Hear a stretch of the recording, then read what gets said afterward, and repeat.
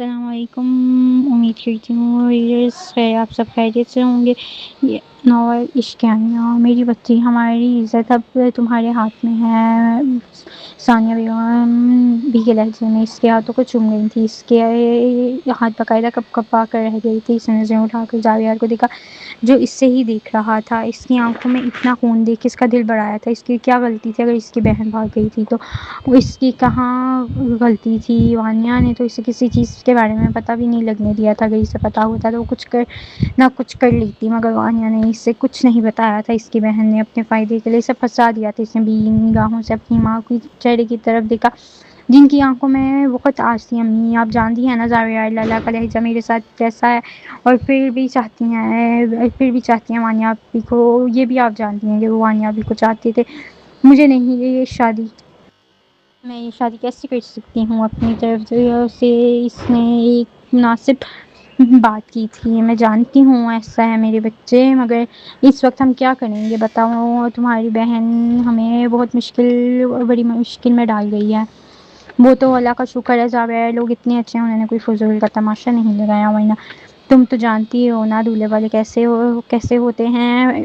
اس بات پر وہ دل سے متفق تھی۔ اس نے اپنی نگاہیں اپنے ہاتھوں پر جما لی جو بری طرح کپ کپا رہے تھے۔ لالا وہ خوف سے بری طرح کانپتی پیچھے ہٹی تھی۔ لالا، یہ کیا کر رہے ہیں آپ؟ پلیز مجھ سے دور رہیں، آپ میرے اتنے قریب نہیں آ سکتے، وہ گھبرا کر کہتی۔ زاویار سے پیچھے کھسکی تھی۔ زاویار شاہ کو اس کا یوں خود سے دور جانا پسند نہ آیا تھا، تو اس نے گھور کر رہ کیا تھا۔ وہ دور جا رہی تھی، وہ مزید غصہ دلا رہی تھی۔ زاویار شاہ نے نیلی آنکھوں غصے سے سرخ ہو رہی تھیں۔ وہ ایک جھٹکے سے اس کے پیر پکڑتا اپنی جانب پھینک دیا تھا۔ اس سے نازک وجود اپنی سنہری آنکھوں اس پہاڑ والے وجود زاویار شاہ پر گاڑی تھی جو اسے یوں گھور رہا تھا جیسے آنکھوں سے ہی کھا لے گا۔ وہ خوف سے مزید تھر تھر کانپنے لگی تھی۔ زاویار نے اس کا یوں کانپنا مزید غصہ آ گیا تھا۔ وہ اس کا بازو تھامتے اس کو اپنے بے حد قریب کر کے دونوں کی سانسیں ایک دوسرے کے چہرے پر جھلسا رہی تھی۔ لالا، مجھ سے دور رہو۔ لالا، یہ کیا کر رہے ہیں؟ ماہی اس کے سینے پر ہاتھ رکھتی اس کا بازو تھام لی تھی۔ وہ بار بار اس سے لالا کی اس کی رگوں میں دوڑتا خون گرم کر رہی تھی۔ کیا اس کو یہ معلوم نہیں تھا کہ وہ اس کا شوہر ہے اور لالا جیسا رشتہ اس پر حرام ہے؟ سب پتا تھا، مگر یہ سب اس کے دماغ خراب کرنے کے لیے کر رہی تھی۔ وہ غصے میں آتا وہیں کرشنا کے بالوں کو گدی سے پکڑتا اسے اپنی جانب گھسیٹ کر چکا تھا۔ وہ سستے ہوئے اس کی آنکھوں میں آنکھیں ڈالتی اسے دیکھ رہی تھی۔ سنہری آنکھوں میں کئی آنسو جمع تھے، مگر اب وہ خاموش تھی۔ زاویار وہ دیکھ رہی تھی، پتہ نہیں کب اس ظالم انسان کو غصہ آ جائے اور اس کے ساتھ کیا کر دے۔ سوچ کر ہی اس کا دل کانپ رہا تھا۔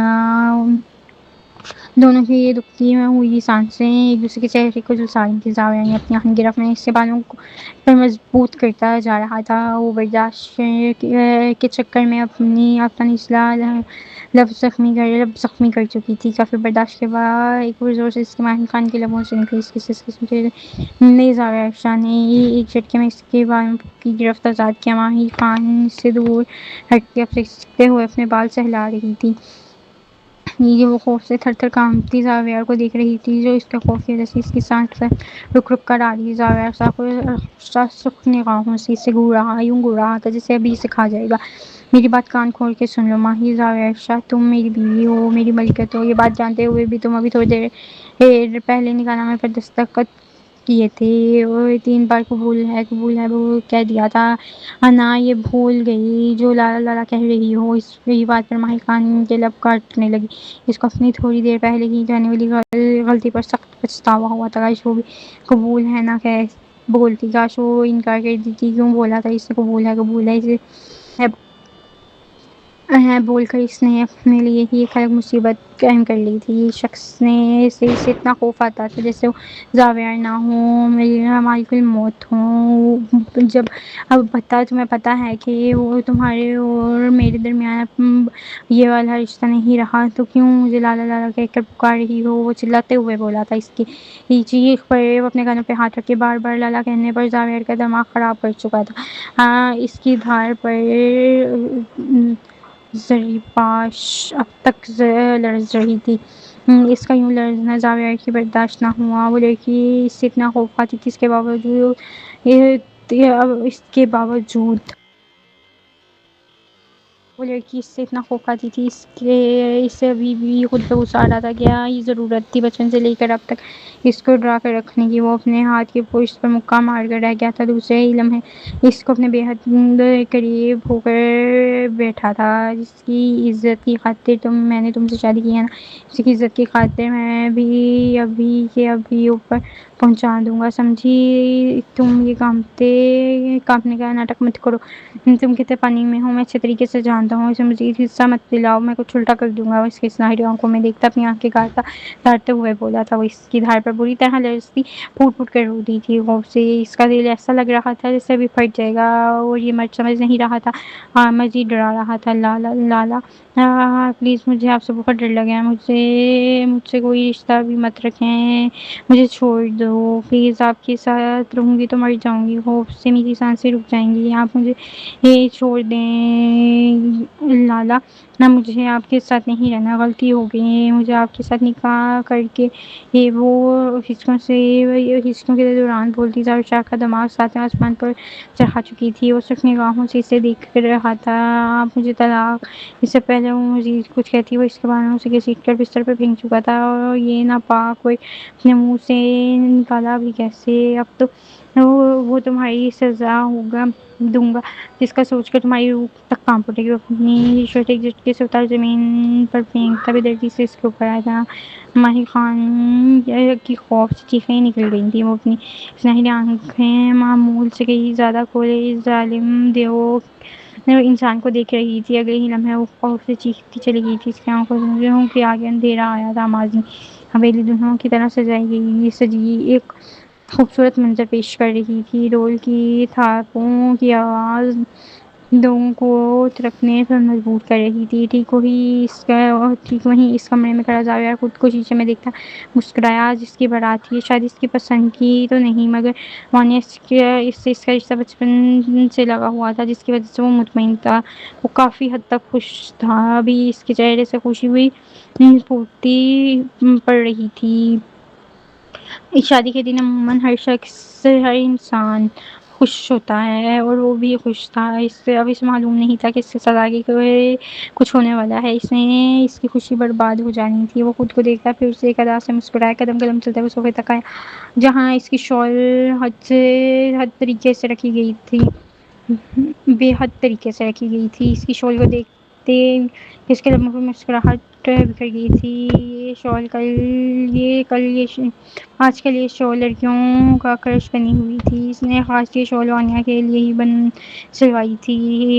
شاید وانیہ شاہ کو پسند آئے۔ وہ شال کو نرمی سے اپنے کندھوں پہ لپیٹتا دوبارہ آئینے کے آگے آ کر کھڑا ہوا تھا۔ اتنے میں اس کا روپ سج گیا تھا۔ دیکھنے میں زاویہ شاہ بے حد خوبصورت تھا۔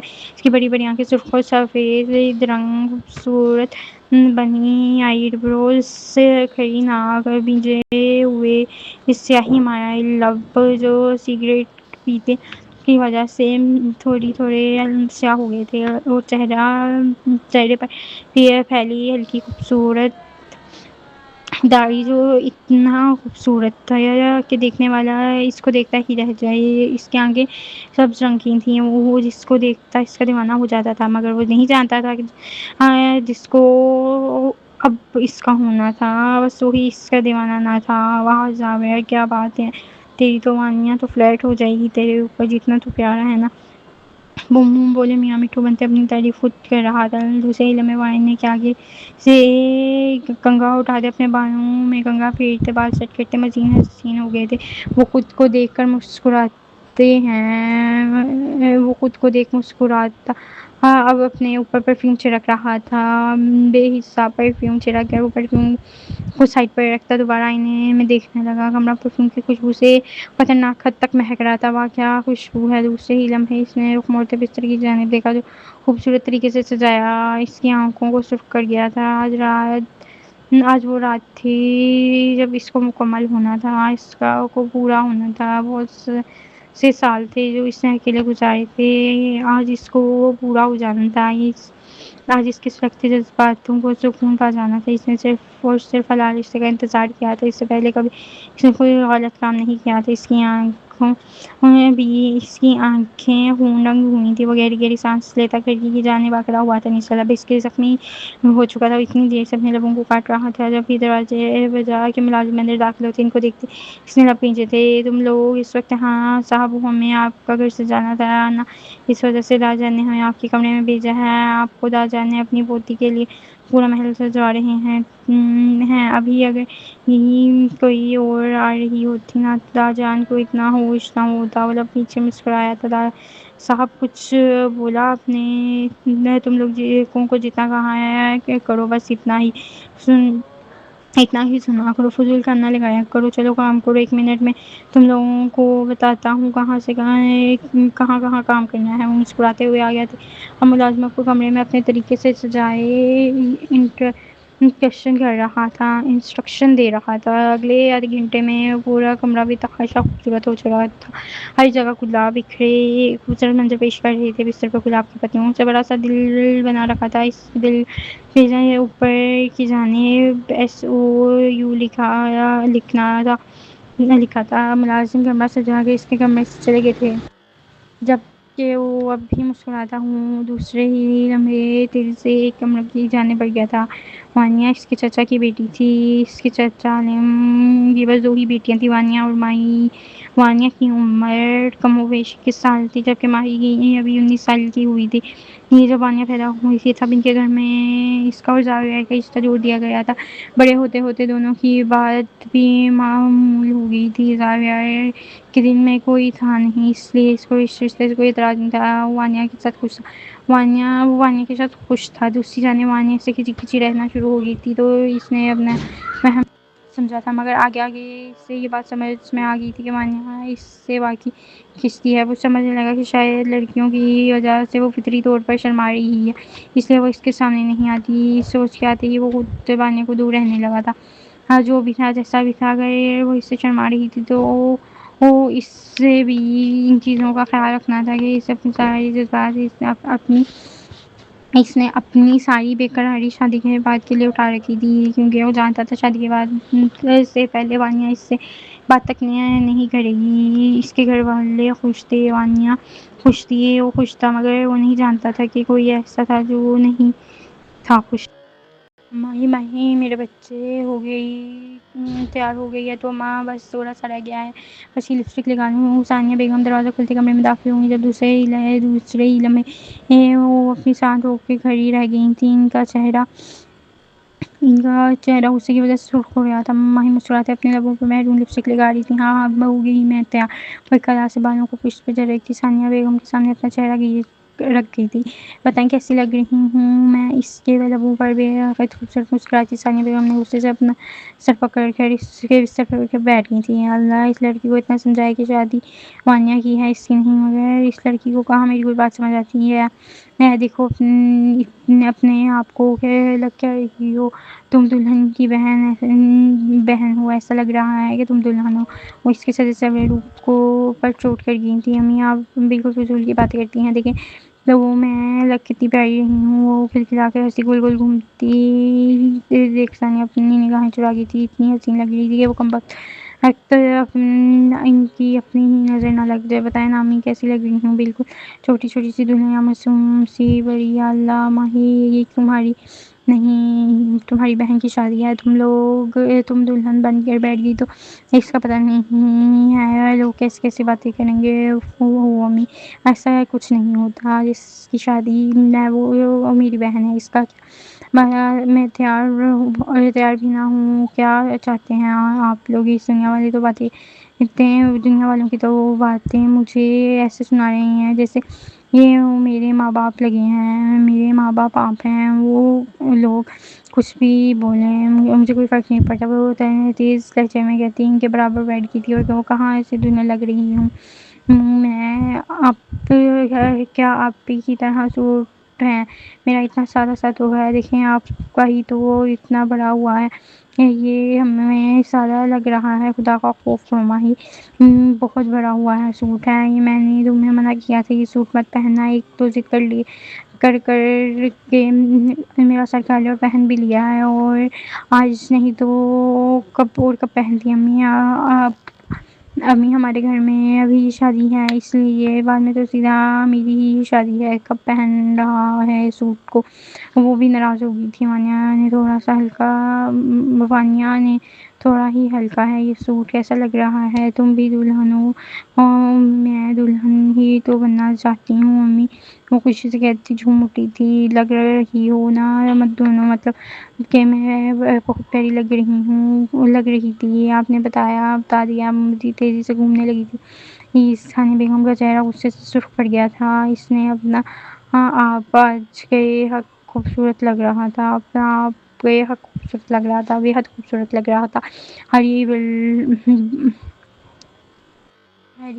ریڈ کلر کا لہنگا پہنے دوپٹوں کو کمر پہ سیٹ کیے، چہرے پر دو شستہ میک اپ اس کی وہ آسمان سے اتری پڑی یہ ہو لگ رہی تھی، کہیں نہیں لگ رہا تھا 19 سال کی، بے حد ہے جسم کی خوبصورت نشو و فراز اور لمبا چوڑا قد لیا، وہ کہیں سے اتنی چھوٹی نہیں لگ رہی تھی، ابھی وہ اتنی چھوٹی تھی کہ اس کی عمر میں اس کے اتنے رشتے آ چکے تھے، مگر اس کو اب تک کسی نے بھی ماہی سے شادی کا نہیں سوچا تھا، خوشی سے گول گول گھومتی ثانیہ بیگم کا دماغ خراب کر چکی تھی، اس سے پہلے وہ اس کو سخت سست کہتی کہ تبھی دروازہ کھول کر ماہی کی بڑی پھوپھو نادیہ اندر آئیں، دونوں ماں بیٹیوں کو دیکھ کر وہ بھی مسکرا رہی تھی، وہ جانتی تھی کہ جب تک وہ دونوں لڑتی نہیں تھی سکون نہیں آتا تھا، ماہی گول گول گھومتی ان کے پاس آتی، دیکھو وہ میں کتنی پیاری لگ رہی ہوں، اور امی کی باتیں سنا رہی ہیں، سوٹ چینج کرو لو،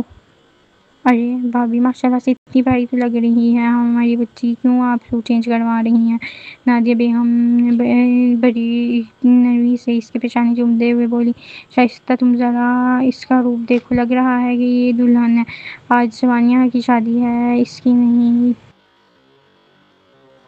اس کے خالی دماغ میں پچھلے 2 مہینے سے بات بڑھ رہی تھی کہ مگر اس سے یہ بات سمجھ نہیں آئی، وہ غصے سے چمک کر بولی، کوئی بات نہیں بھابھی، اس عمر میں یہ ہے، اس عمر میں تو لڑکیاں بہت سے خواب دیکھتی ہیں نا، اور کوئی بات نہیں، اس کی بہن کی شادی ہے، اتنا تو کر ہی سکتی ہے نا، یہ نادیہ بیگم اس کو اپنے سینے سے لگاتے مسکراتے ہوئے بول رہی تھی، بس پھوپھو یہی بات میرے کو پچھلے 2 مہینے سے سمجھا رہی ہوں، مگر مجال ہے جو امی کو سمجھ آ جائے، دیکھیں تو میں اتنی پیاری لگ رہی ہوں کہ ایک بار بھی یہ نہیں کہا کہ میں پیاری لگ رہی ہوں، بس جب سے آئی ہیں ڈانٹی جا رہی ہیں، چلیں بھابھی آپ باہر نکلے ہیں، میں اور ماہی بس 5 منٹ میں باہر آ جائیں گے، غضب ہے ہم دلہن والے ہیں، مگر ہم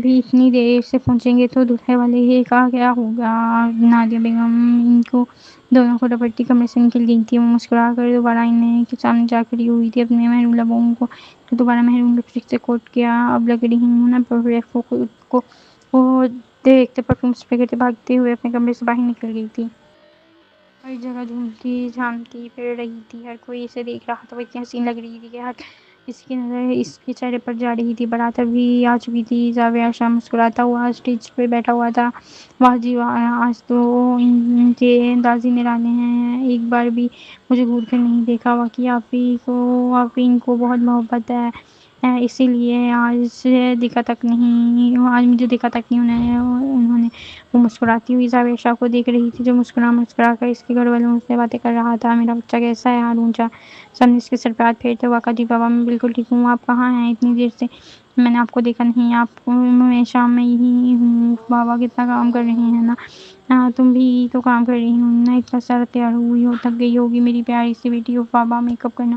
ابھی کوئی کام ہے کیا، وہ ہنستی تھی، ہر چاپ اس کو اپنے سیرت سے لگا دیا، یہ دونوں بیٹیاں ان کی زندگی کا کل اثاثہ تھی، وہ ان دونوں سے اتنی سخت محبت کرتے تھے کہ اظہار ناممکن تھا، وہ نرمی سے اس کو سینے سے لگائے کھڑے تھے، بابا وانیہ آپ ہی اب تک نہیں آئی، بارات آئی ہوئی ہے، اب تو ٹائم ہو گیا ہے، ہاں بیٹا جہانگیر بابا اس کو لینے ہوئے ہیں، میری بیٹیاں اتنی جلدی بڑی ہو گئی ہیں کہ میں نے سوچا بھی نہیں تھا،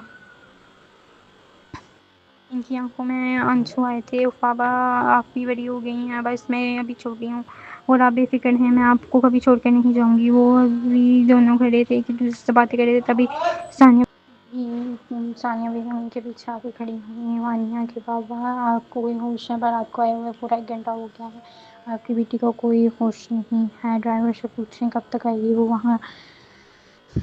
میری جہانگیر سے بابا سے بات ہوئی، ابھی ہوئی ہے، وہ وہاں پہنچ گئے ہیں، بس تھوڑی دیر میں وہ آ رہی ہے، جی پلیز جلدی دیکھیں کوئی طریقہ تھوڑی یہ اس بار جلدی دیکھیں۔ اب بار بار روحانہ بیگم مجھ سے پوچھ رہی ہیں بتائیے کوئی طریقہ ہے، تھوڑی دیر پھر سے کہہ رہی ہوں کہ بس آتی ہوئی دنیا والے یہ چھوٹی چھوٹی باتیں بہت بڑی ہو جاتی ہیں، مگر مجال ہے کہ آپ کی مگر مجال ہے یہ آپ کی بیٹی میں کوئی بھی میری کوئی بھی بات سن لے۔ یہ ہانیہ بیگم کا چہرہ سرخ تھا۔ ہارون صاحب نے محبت سے اپنی شریک حیات کا چہرہ دکھا، ان کی محبت نے انہیں وہ کتنا نکھار دیا تھا نا، وہ آج بھی ان پر ایسی غصہ کرتی تھی جیسے جوانی میں وجہ صرف ان کی محبت کی ہی تھی، وہ جو وہ ان سے کرتے تھے۔ ان کی اور ثانیہ بیگم کی ارینج میرج ہوئی تھی، ہارون صاحب تو بچپن سے انہیں بہت پسند کرتے تھے، ان کے لیے شادی ایسی ہی تھی جیسے کوئی معجزہ، بہت پیاری لگ رہی تھیں وہ، ان کی خوبصورت آنکھوں میں دیکھتے ہوئے مسکراتے ہوئے ثانیہ بیگم نے نظر دکھا کہ ان کے خزائے گلابی کھلنے لگے تھے۔ جناب اپنی بیٹی کو بلائیں، میں دوسروں انتظام دیکھوں۔ وہ نظر چراتے وہاں سے بھاگی تھی مسکراتے ہوئے۔ اب جہانگیر بابا کو فون میں لاے تھے، جہانگیر بابا ہارون صاحب کی کال کاٹ، ان کے چہرے پر پریشانی چل رہی تھی، بیٹی کا معاملہ تھا، چھوٹی چھوٹی چیزوں میں وہ پریشان ہو رہے تھے۔ ابھی وہ کھڑے تھے تبھی جہانگیر بابا کالے میں موصول ہوئی۔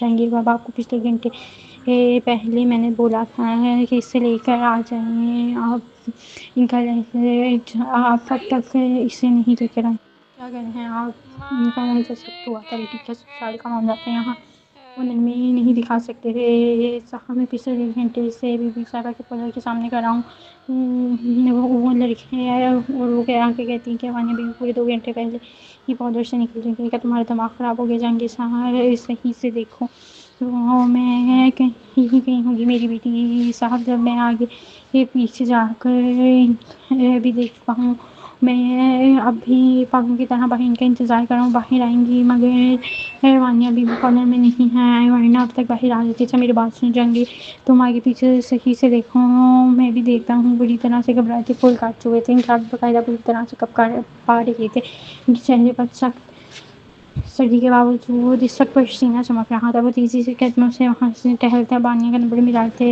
تبھی وانیہ کا میسج انہیں موصول ہوا جو پچھلے 1 گھنٹے پہلے وانیہ کی طرف سے نہیں آ گیا تھا۔ انہوں نے کپکپاتے ہوئے ہاتھوں سے وہ میسج کھولا، جیسے جیسے وہ میسج پڑھ رہی تھی ان کا چہرہ جلا ہوتا گیا تھا کہ بیٹی ایسا دکھ دے کر جائے گی، انہوں نے کبھی سوچا نہیں تھا۔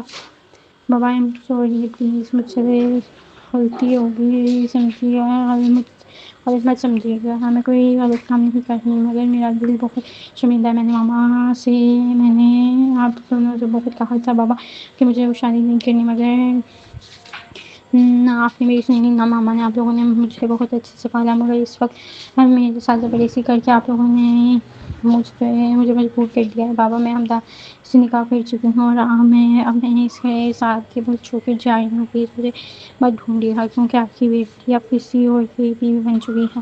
اللہ حافظ بابا، میں مانتی ہوں میں نے آپ کا دل دکھایا، پھر بھی آپ مجھے معاف کر دیجیے گا، میں امید کرتی ہوں بابا کیا آپ لوگ مجھے یہ سمجھیں گے۔ انہوں نے بے نگاہوں سے وانیہ بیگم کو ڈھونڈنے کی کوشش کی، اسٹیج پہ کیوں نہیں، لیکن انہوں نے بے نگاہوں سے ثانیہ بیگم کے چہرے دیکھے۔ ہانیہ بیگم جو ان سے کچھ پوچھنا چاہ رہی تھیں کہ چہرے کی زردی دیکھ کر گھبرا گئی تھیں، دوسرے ہی لمحے وہ بھاگتی ان کے پاس گئیں۔ کیا ہوا ثانیہ کے بابا؟ نام مت لو اس غیرت کا، کیا کیا ہے یہ، مطلب کیا کر رہی ہیں؟